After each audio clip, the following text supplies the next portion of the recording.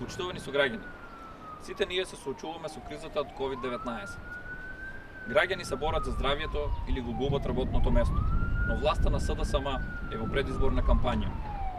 Во Струмица очигледно се одвива хуманитарна акција која основано фрла сомнеш дека СДСМ ја користи кризата за да им се додвори на социјално зависните граѓани во пресрет на изборите.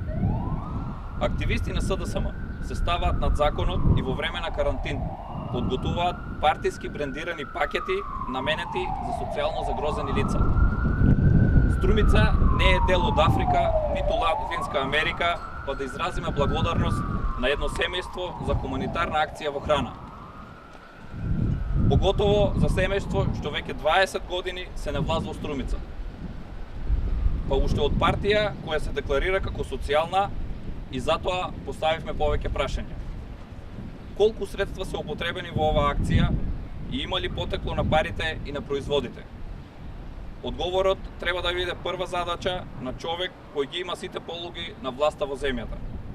Колку и кои граѓани имаат потреба од партиски брендирана картон храна за да преживеат? Односно, голем ли е нивниот број? Што СДСМ како власт направивте да не ги донесете на ниво на таква зависност? Кој ќе ја сноси одговорноста на ваквата лоша политика ако гласовите се компензираат со картон храна?